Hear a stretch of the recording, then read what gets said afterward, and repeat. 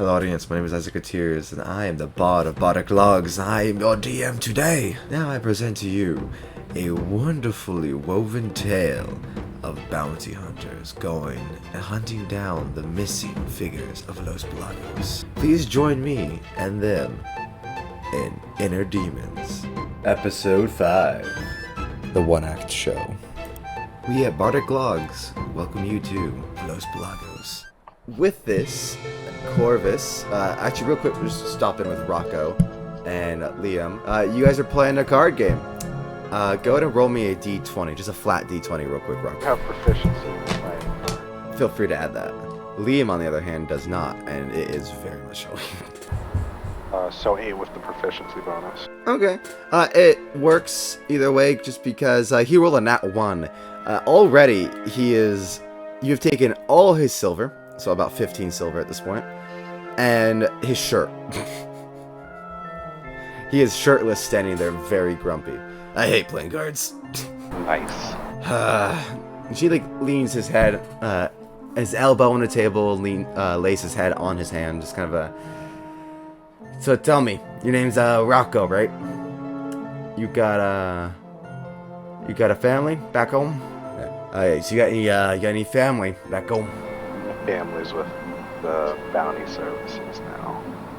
He looks over at the 2 corpses on the wall. Sorry for killing your family. We weren't real close. Tell me, you really don't remember anything at all? Nope. That's the worst part. I feel like if I could remember, I could rationalize, think about it, ponder it, not have to wonder. But now I don't know. I don't know how many people I killed. You guys haven't let me leave the house. You guys haven't been with me the entire time I was a weretiger, so you don't know how many people I've killed. And I mean, I could have hurt a lot of people. And he seems very saddened by this. So yeah, I don't remember anything, and it's, I think, the worst part of this. Well, I kind of have this feeling like, if you really don't remember it, but can you really hold fault for doing it? I mean, I don't know, I just feel like a real killer, someone who enjoys it, would want to remember, would want to be there. And if they don't remember it, doesn't seem like it seems like there's a level of guilt there that's missing. He leans back in his chair. Well, think of it this way then, Rocco, if I may present you this question. Say if one person is charmed by a wizard and they kill someone, do you blame the wizard or the person who killed them? Me personally, I'd blame the wizard. Personally, I think I want to say the same. I want to say the same. But being the person who was charmed or were-tigered, it's hard not to think about that. It was my hand that did it,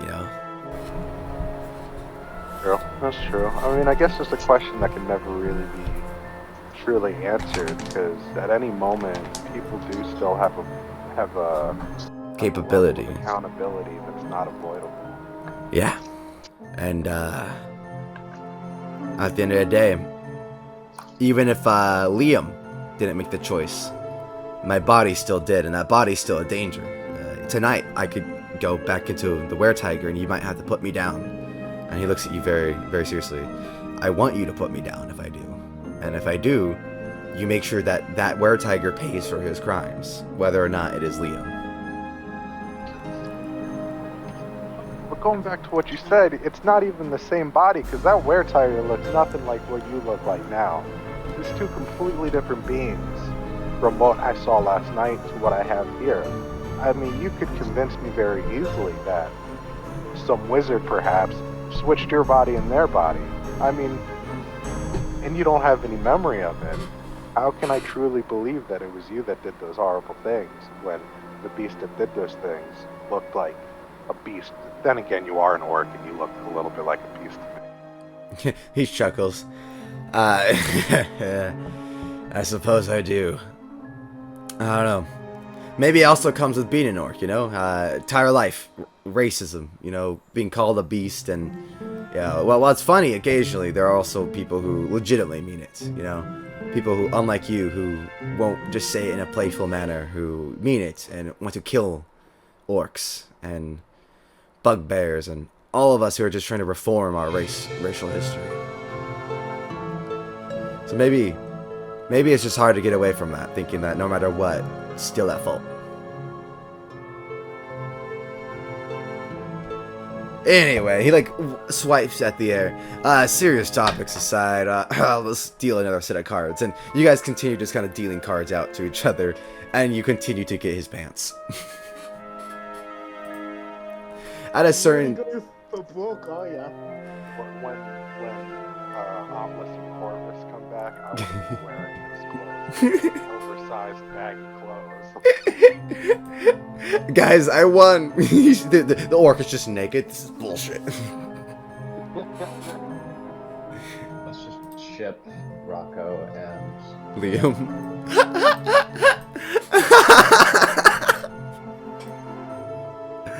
That's awesome. This is the idea of shipping an elf and a half orc. Just great. Alright, so, Corvis, you are Assassin's Creeding in the best way that you can. And it's, if I was to describe it, it's as if someone in training for Assassin's Creed. As if you're running, you're excited, and then you get to the edge, and like, oh god, I don't, and you back up a little bit, then you do the jump. You don't really continue with it. You're having to gauge it. You're still a little nervous, especially after that almost fall that one time.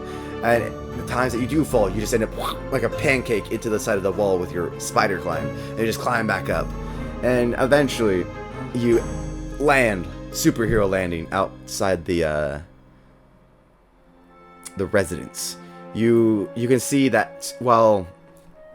It's not like, because it's medieval times, it's not like a crime scene, like police tape and all that, but you do see a guard, two guards, one for the actual Mary and the Dragonborns, and one for Liam's supposed disappearance. And then next to it, you can see various other apartment buildings. You could assume the one next door is the architect. But as you look around, I would like to note that you do see the very uniquely shaped Pelagos Theater. You can see now, getting closer, is a round theater. One that is like completely circular. Well, every other building is somewhat like square or even rectangular of some sort. This one is the only one in town that's a complete circle, and it kind of catches your attention. You see the open rooftop with lights kind of coming out of it. You see, even though it's like early day, like morning now, you can already see people hustling and bustling and lights going on and off throughout the theater. Out front of the theater, having a cigarette smoke, you see a tall, tiger-esque man, almost looking like he's in a fursuit. Like he's a damn furry. This tall-ass tiger man wearing nothing but shorts and a turban with various different jewelry hanging about him. He smokes not a cigarette, a cigar, smiling as he looks upon the town. What would you like to do? You're about right there. You can see all this. You can see the guards in front of the crime scenes. You can see the possible architecture location, and you can also see the theater. Well, with Corvis's past experience with the wall, he knows not to go to the guards. Tell them about Liam. Yet. Okay. That is always a good way to get someone killed who hasn't really done a crime, at least knowingly. True.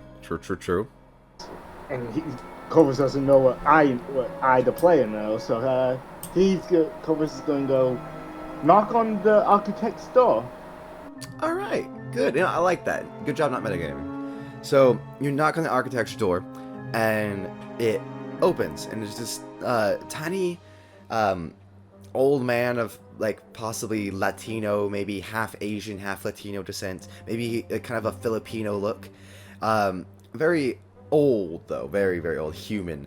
And he has a cane, a nice kind of brown and white, not like a dress shirt, but like just a very nicer shirt. Like maybe a white shirt with like a brown button-up vest kind of style. And he just opens the door very casually. Oh, hello there. Can I help you? Hello, good sir. I'm Corvis Travels. I'm with the bounty hunter service that was hired to investigate the missing people. Oh, fuck. Are you finally coming for me? I'm sorry, what? Nothing. You're not here for the gambling debt. Definitely no. You probably will come back, though. No, never mind. Don't worry about that. Anyway.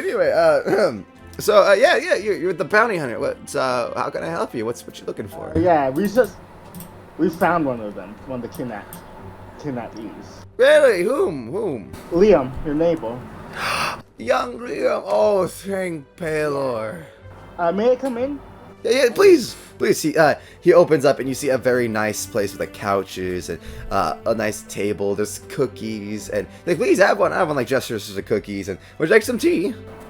No, thank you. This is probably going to be quick. Oh, okay. Probably should sit down for this. Yeah, he sits down. Please.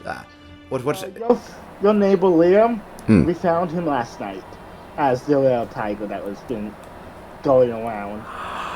No. Yes.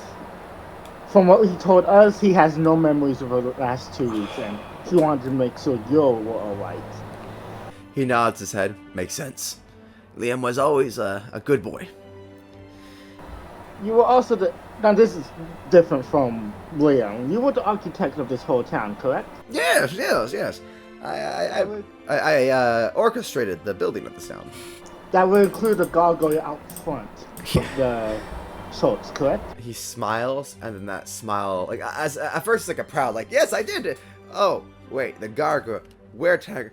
Oh no, Liam didn't get killed by the gargoyle, did he? He was almost. We managed, at least a couple of my teammates managed to distract the gargoyle from killing him, and then we after got away from that gargoyle, tracked the Liam. Not before he killed 2 of my teammates. So. Oh, I'm sorry. That means I failed. You failed? That the gargoyle was supposed to protect, and if they're running him out in a muck again, I failed. The gargoyle's not doing his job. I mean, from what I've can learn, it did its job all those years ago, and only recently did it started up again. What year is it? He like looks at you very, very like genuinely. What year is it exactly? Damn, what year is it? Oh, that's right. It is. Fuck, how do we know? 991. It's the year 991. God, it really has been 50 years. What's the issues now? Is there anything I can help with? Well, I was just coming here to check on you. At Liam's request, we currently have him under guard. Don't really want to let the actual gods know yet. Smart. The actual gods would kill him without any second thinking. Yeah, I have this bill. So, anyways, do you have any other information? If it comes down to it, and you can find a cure for young Liam, or some kind of a way to aid him or help him, I'd prefer he I don't know. I'm not. He looks around. I don't know how long he's been aware thing. I know he was kidnapped a while ago, but I guess we can't assume that he was immediately turned into a were-tiger, especially if this is the first time that he was encountered out and about. But let me. He like strokes his chin for a second. I hear it was in the were-tiger infestation. The reason I built the gargoyle was because we didn't have the cure. It was going to be a good several months before we could get a cleric of sizable order, one who could do not just greater restoration, but a greater restoration for the entire town, bless the waters, etc. And I mean, I just couldn't put up with that, and so I took the clerics we had and we blessed a statue, a gargoyle, one meant to truly protect. Now, with this though, I worry that young Liam, if there is a cure now, might be in danger. Because while the gargoyle did his job back then, now it's different. They're not running amok. They're not taking over the town. They're victims. Indeed. So if you have to put down my creation, give me 1 second, and he walks into a room. You can assume his room. You see like old school bed, and the covers are all nice and neatly tucked in, and etc. And he pulls out what looks like a briefcase, and he opens it to you. It's like a hammer and chisel. These are what I made him with. If you can strike him in the heart with the chisel and slam it with the hammer, hopefully the magic should dispel from the gargoyle. But only he slams it shut. Mr. Corvis, I trust you only do this, as the gargoyle is defending the town, if it comes to saving young Liam. Of course. And with that, Corvis would take the briefcase, put it next to him. He sits down, eats a cookie with some milk. So, tell me, what other questions can I help you with? You were here 50 years ago with the first one. And the gargoyle was the result of that. Yes.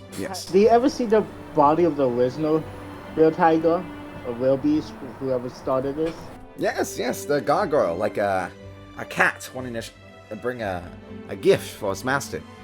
After we set it off into the night, it was bloody. We heard screams and howls, and the next day we found countless corpses of people who were half transformed into were-tigers. It looked like a mutation. It was disgusting. It was unrefined. But then suddenly, it came back with a Rakshasa in his jaws. Dead. Mind you, I'm not trying to imply it's Mr. Tigre. This one was dead, of course. And we had made sure of that, too. We beheaded it, stuffed it full of various anti-necromantic equations and resources to make sure that it could not be raised, and buried him respectfully within the Order of Mercule, as every living being deserves that, apparently, blah blah blah, church shit. But, yes, the body was found, and we killed it. It was but I will say it was a Rakshasa. A Rakshasa, you said? Yes. Odd. That was where the whole infestation started. Yes. I don't know if you know the story of like the Tigres and all that. They're conquering people, but they're not the only Rakshasas, of course. They're a rare race, but they're not the extinct. I think it's the best way to put it. They're not even borderline extinct. They're thriving. We just happen to only have seen in this area Rakshasas such as the Tigre. So when we found him, we didn't know whom this was. It wasn't a Tigre member. As far as we were concerned, it wasn't a Tigre member. He looked feral, infested. Like his skin had boils on it, and we thought he himself had maybe succumbed to some kind of disease causing madness. That is concerning for many reasons. Because the last thing your friend Liam remember before waking up this morning after we captured him was going out to do a job for a Rakshasa, and then coming home, opening it here and knock on this door, and bam, not darkness. Stroking his chin. Go gather your teammates. Go gather them. Meet me at the theater. I think it's time we investigate. Indeed. With that, Corvis picks up the briefcase and heads out. You, as you start heading out, you would also see Mr. the architect. He grabs like a hat, and you see he puts up a wooden cane, and then grabs a metal-headed cane that looks like it has like a brick as like the top of the like little bulb. And as he's walking with the cane, you see he gets a little bit of a jazz kind of step into it. He gets a little bit more funk. He puts on his jacket, and he's like, all right, I'll meet you at the theater. And he starts walking to the theater. Now, at this point, Amleth, you are heading back to the to Rocco as well, right? No, we're headed to the theater. You're heading straight to the theater. Okay, so Corvis, are you gonna head back to Rocco, or are you gonna go? Yeah, someone needs to go pick up Rocco. Yeah, someone needs to pick him up. Like, hey, Rocco. All right. Let's back up. All right. So what is it? Midday round, It's like or is it like 9 in the morning. okay? So mid morning. Okay. Yeah. I'll head back with Buttress and go get Rocco. Okay. You guys, We are speed walking. We are trying to be as quick as possible. cool. You speed walk. Corvus is running. It all kind of lines up to you guys all walk in at the same time to see Liam lean back, crossing his arms, saying, "This is bullshit. I hate cards." As Rocco is just wearing his clothes. I sip it. I'm not gonna ask. Don't. What Just- cards, guys? What do you say? What do you expect? Liam gets up, walks into a room, steals somebody's clothes, and comes back out with new clothes. But it's like human clothes, so it's like a little too small for him. It's like a little tight around like the chest. Ah, fuck. Okay. Here's the situation. Oh, by the way, Buttress is Hi. joining us for the. Hello. Good morning, sister. Hi. As she walks in, she sees your 2 dead companions. She goes, "Oh, fuck! They're headless." Yeah. She did that, but okay. Anyways, Rocco, here's the situation. I might have found who the culprit is behind all of this. Corvus, you kick open the door. It was a Woxa!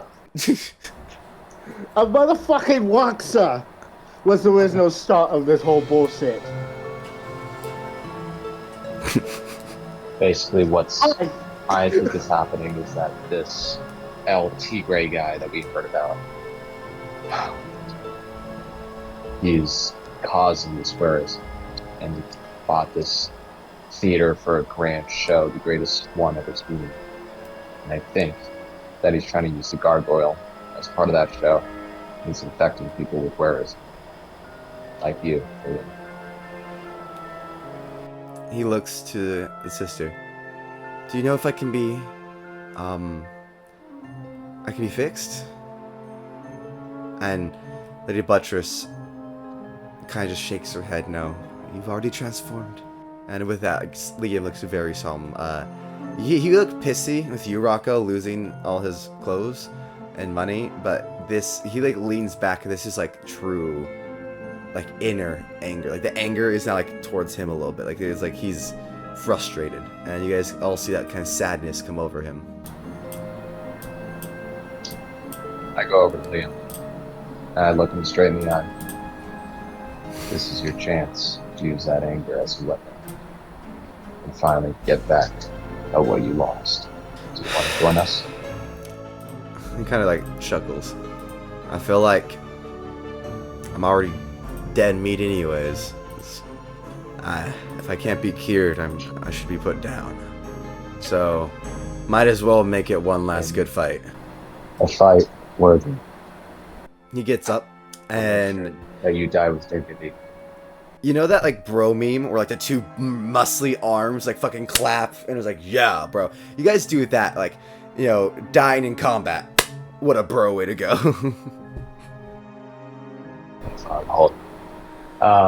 So, yeah, this is basically what I've come up with. I may or may not have pissed off the priest. How the fuck the did you do process. that? I may have thrown him around trying to get answers out of him. Even his sister looks at you like, what the fuck?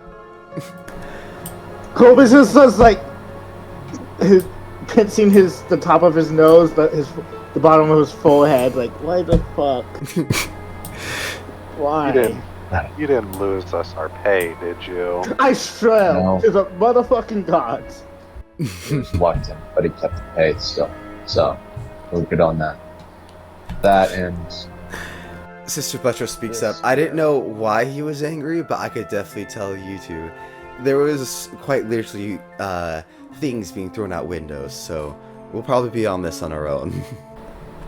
yeah, 2 barbarians when they talk to each other, they don't exactly mix well. It gets violent. She starts like shaking her head. Yeah. Oh yeah, is the architect with us? Oh yeah. No, he's not. He's waiting for you guys at the theater. The architect is waiting for us at the theater. He told me some shit. The original whole thing, like I said when I kicked down the door, yeah, it was a walk shot. Please tell me that you found a way to kill the gargoyle. Corvis just briefly looks at the briefcase, like, yes I have. But the architect did make a request that we do not kill the gargoyle unless absolutely need to. Because, in the architect's words, if it's something to kill Liam. That is going to be a difficult task for me. But if he requests it, I'll try to do what I can. But know this, I haven't killed a single goddamn thing since we got here. And I am itching. What if it's the tree gate guy or something walks off, motherfucker? You're totally going to get your chance. Well, the spear seems to be damaged. Oh, Liam, does the spear look familiar to you at all? No. You were holding it last night while you were fighting the gargoyle. Oh, was I like... Did I like intentionally grab it, or was I just like throwing shit? Was I just fighting? Like what happened? You had it like you knew what it was. You kind of I'm just... not saying that you know now, but you were trying to use it against the gargoyle. And it kind of worked, but... You kind of didn't aim for the head. Ah, you see, I... Is that a reference to that puppet play? Like, kind of like, huh? And the psalmist is kind of like, he's like, oh, never mind, not the time for a joke. Anyway, he gets up awkwardly and is like, so shall we start heading off? As far as that goes, we only have most of the day still. So, first, we ask questions, see what we can, see if we can trip them up. And as soon as we get confirmation, Liam. Yeah. If you're going to fight with us, we're going to need you to turn back one more time. So we need to wait till nightfall. And I need you to be ready.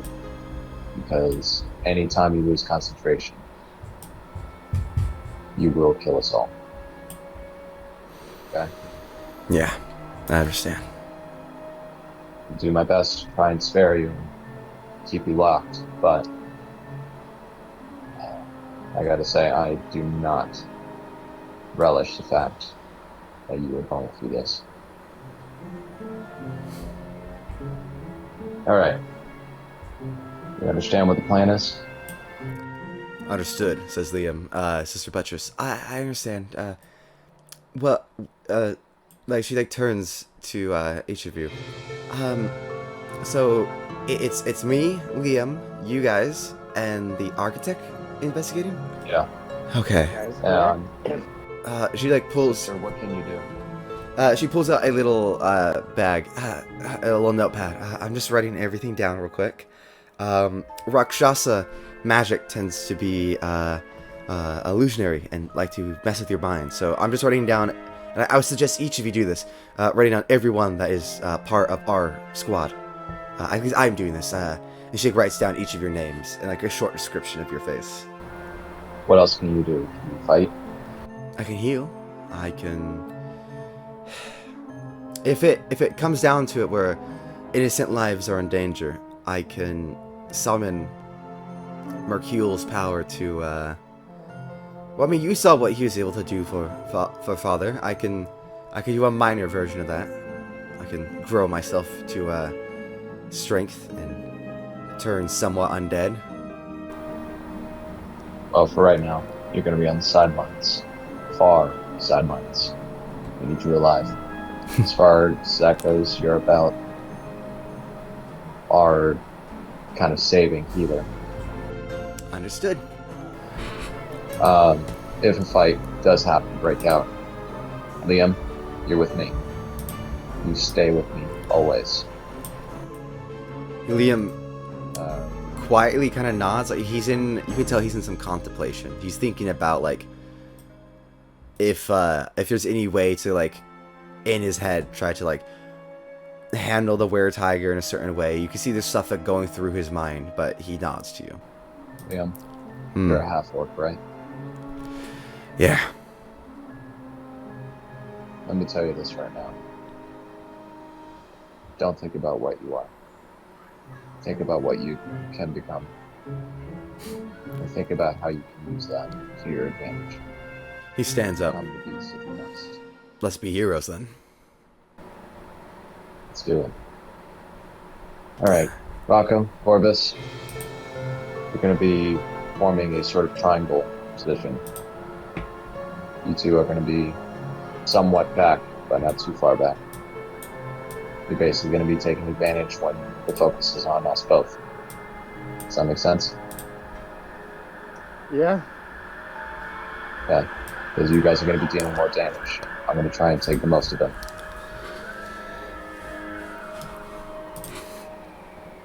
Alright. Everyone in agreement?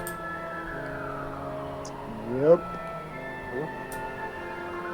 Alright. Let's just finish this fucking bounty and get this town. As you guys approach the theater, it is getting, I think about an hour has passed overall. It is about noonish at this point. You see the architect outside smoking a pipe. He waves you guys down, noticing Corvis, and starts, and knowing Lady Buttress, of course, and even seeing young Liam, he goes, "Young Liam! Oh my goodness!" He like comes up and like hugs Liam. "I'm so glad to see you okay. God, Baylor, I'm sorry for what's happened to you." And they share a moment where Liam's like, "Thank you. I'm so glad you're okay," and then turns to you guys. All right, so I've been looking at the theater. The building to the left is like the ticket house. You go and they handle all the business, the repertoire, etc. Inside is all show. There's seats, the stage, some vendors like food, etc. Other than that, there's not really much. I know Tigre is the main act. He should be backstage currently. Is anybody else here? Or is it just him? It looks like it's a one-man performance. This is going to be the greatest of a lifetime. So, I don't know. I assume it's just him and maybe some stagehands. Yeah. This is going to be one hell of a show. Should we buy tickets and go stealthily, or should we just walk in and confront him in the middle of the stage? Is he acting right now? It starts in 10 minutes. He pulls out a little, like, hourglass. And he's like, about 10 minutes. Yeah, let me think. Let's see. So it's backstage, and he's at this back door. The building. It is... Church or... Oh, much. Not bigger than a church, but definitely, like you know, I said the church was, like, the tallest. The church itself is close, like, the steeple is close to 5 stories. The theater itself is only roughly 3 stories, with, like, of course, that, like, peaked roof on top, so about 3.5 stories tall. It is definitely big, though. Like, length and width-wise is definitely, I would say, bigger than a church. Height-wise, no, but definitely, like, width and all that, definitely a lot bigger than a church. It's like a full Victorian theater made by a pompous-ass tiger man that wanted the most people to look at him at once. So, there's no audience so far. No one's sincere. You do, because it is starting in 10 minutes, you do see people walking in. There is an audience. I see. Yes, looks like it's not, plus he's been advertising this, you know, greatest show, blah, blah, blah, so, maybe we could sneak in amongst the crowd and get close to the stage without being noticed. That's an option. Oh, there's always the The back other option stairs. is that- the other option is that we sneak in the back, try to avoid all the people being involved, or we tell everyone to leave, and we avoid any casualties altogether. He, the architect, Liam actually, no, the architect, Liam kind of chuckles. Is there, you think there would be any use to, I don't know, breaking into the ticket house and questioning them at all about LT Gray? See if they have any info to use on? Maybe. I don't know. I mean, they are just the ticket people, so he like kind of shrugs. It's just an idea. Well, we don't have a lot of time, so we're gonna have to split up. Who wants to take the ticket, people? Liam raises his hand. I'll take him. Okay. Liam, find out what you know. I would go Buttress. with him. All right, Liam and Corvis. You guys are kind of walking towards the. Oh, and you as well. No, I was just saying you guys go do your thing. Oh, okay. Yeah, so they start walking off, and the architect and Sister Buttress turns to do you two. So, should we try to just walk inside? There's, of course, the bouncers in the front, and you see two guards. They're not like city guards. They're well dressed. They're not wearing armor. They actually look to be wearing suits and stuff, but they do have like a sword on their side, and they do appear to be at least somewhat well trained. Especially one of them looks very buff and very experienced, with a few scars across his face. We could always. Alright. As you approach them, the man looks up. Sorry, I need your ticket. How many? Actually, we actually know about Secret. But part of it is apt. Roll me deception. I shall roll insight for this man. Man, I ain't rolling shit for these people this session. I don't have deception listed here. Sorry, you say deception or perception? Deception. Deception. So if you don't have it, you can just do D20 plus your charisma then. Okay. So D20. Nat 20. Oh, fuck it. He looks to you and goes, oh. The younger one goes, wait, I thought this was a one-man show. The older one smacks him up the head. You idiot. They're stagehands, obviously. Don't question the help. God, I'm so sorry about that. That was very disrespectful of him. Please, go ahead and head on in. So the crowds and the atrium, I'm sure as you know, are straight ahead. But if you go through the left, all the way to the back door, just let them know that you're working backstage with LT Gray, and they'll let you in. Wonderful. There's going to be two more coming right behind us soon. One of them is named Corvis. Understood. All right. You three. You two. Let's go. You guys enter, and it is loud. People walking by, talking, people laughing, people grabbing food. It's a crowded area, and as you start making your way leftward to the hall, Corvis, you and Liam enter the ticket booth. There is just a few people, like a human, an elderly elf lady, and I would say a dwarf woman. They're just handling tickets, and they look up. Oh, would you like to buy a ticket? No, we do not. We have a few questions about your boss. Oh, they all like look to each other, kind of like simultaneously take a step back away from you guys. What questions about our boss? Where was he? Do you know where he was a couple weeks ago? Liam, when did you say you did that job? Yeah, I remember, ladies. I did that cobbler job for you a few weeks ago, about 3 weeks, maybe 2.5. And looking over at Liam, because they're like looking at you first, Corvis, while you're talking, but then looking at Liam and go, "Oh, Liam, right? Hi, we didn't expect to see you again." I mean, yeah. Anyway, yeah, he was, of course, here with us practicing for the show. We had Mr. Liam here, of course, do emergency cobbler work for us. Of course, thank you so much again, Mr. Liam.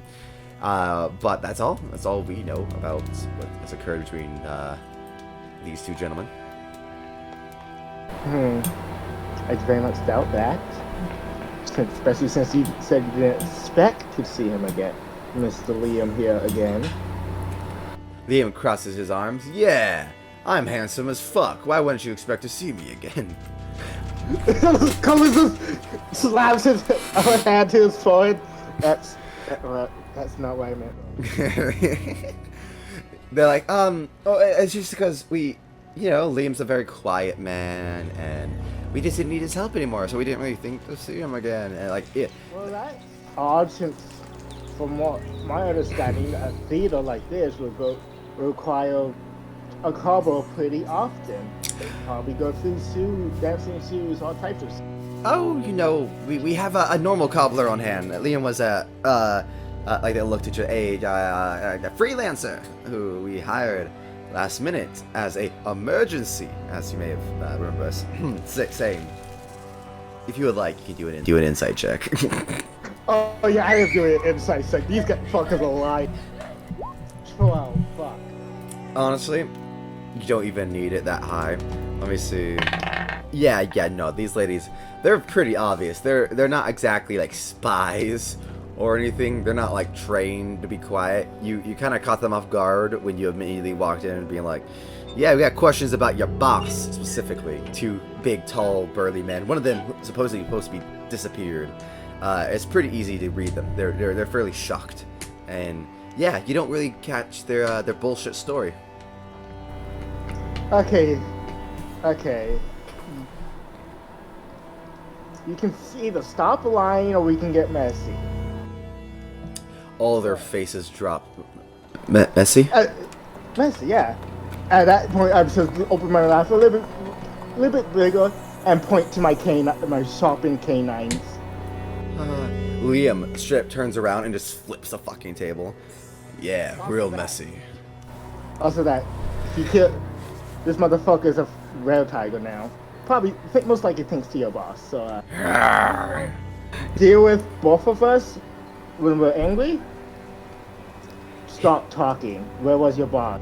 He growls, and you see Liam, for like the moment when he growls, it starts turning a little bit into a tiger. His teeth grow and his eyes turn feline, and then he turns back. Go ahead and roll intimidation with an advantage.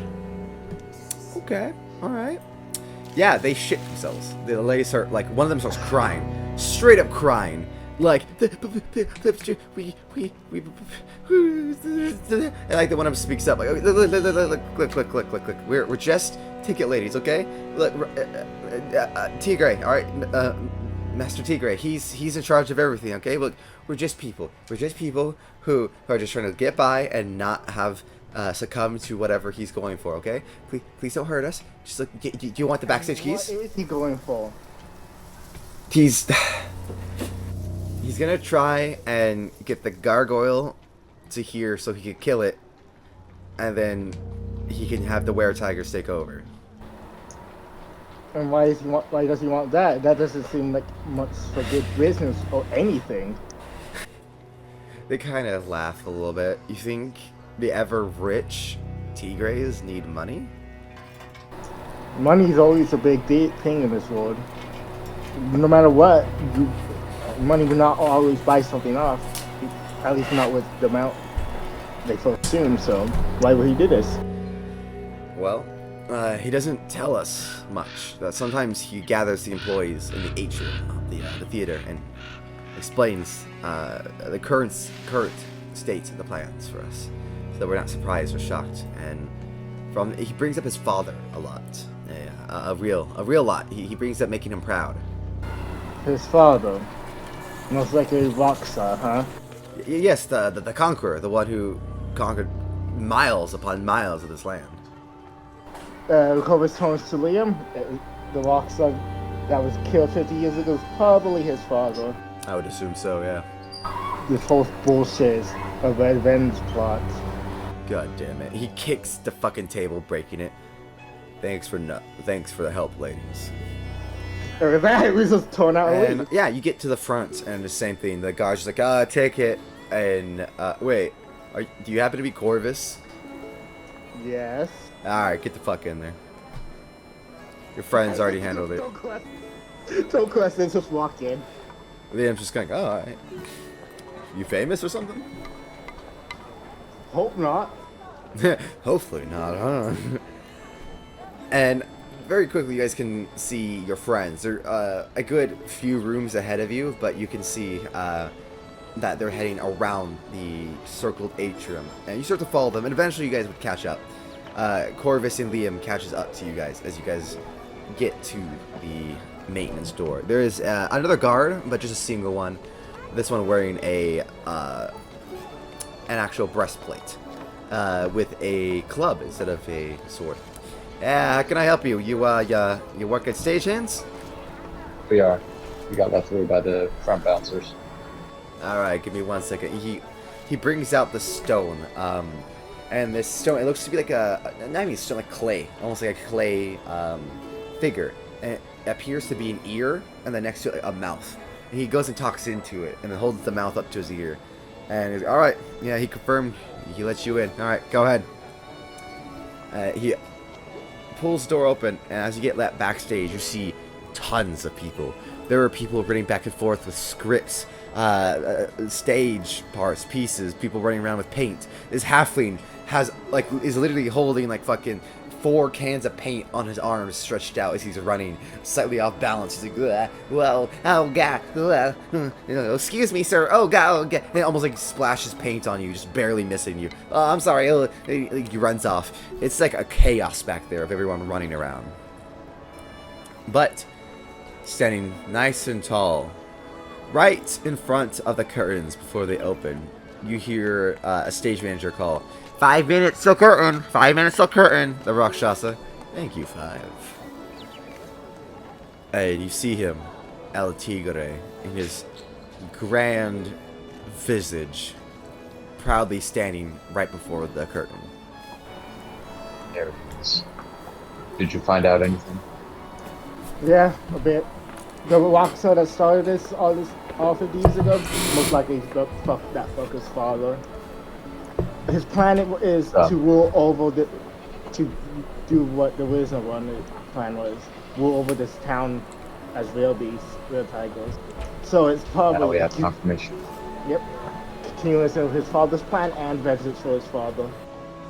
How would he do that though? The gargoyle would foil him. The architect speaks up. One man, so the Ticketmasters told us that it is so. It's not a one man, so there's a one man and one gargoyle, so he wants to kill the gargoyle. No, not my creation. We have to stop him. Buttress, position, rest of you. You know what to do. I'm ready. She takes a step behind you guys, taps Amleth and Rocco on the shoulders, and winks towards Corvis, and each of you get bless a D4. Oh yeah, I know what bless does. Ask a question. If I also casted bless, would that stack? I don't know. I would have to assume no, because like you can't stack Bardic Inspiration. Yeah. So that's the D4 to our AC. D4 to any ability checks or attack rolls and stuff like that, or saving rolls for the next minute. Okay. And with that, the architect, he's already walking towards El Tigre. You son of a bitch, you're gonna try to kill my goddamn gargoyle. I'll fucking show you, man. Goddamn. He like starts like walking over, but he's an old man. He's going 5 feet per round. You guys could easily just walk by.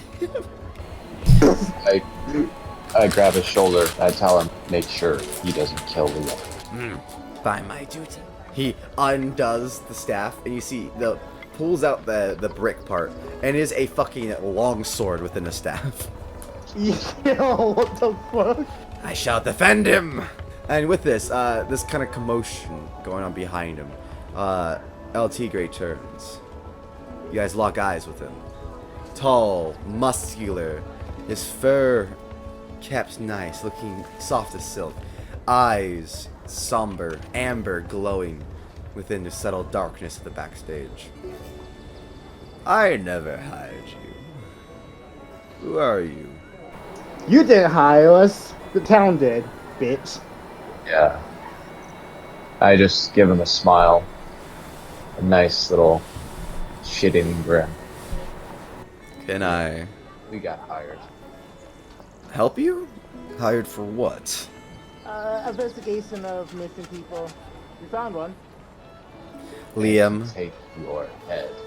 smiles. Because, how's your father, by the way?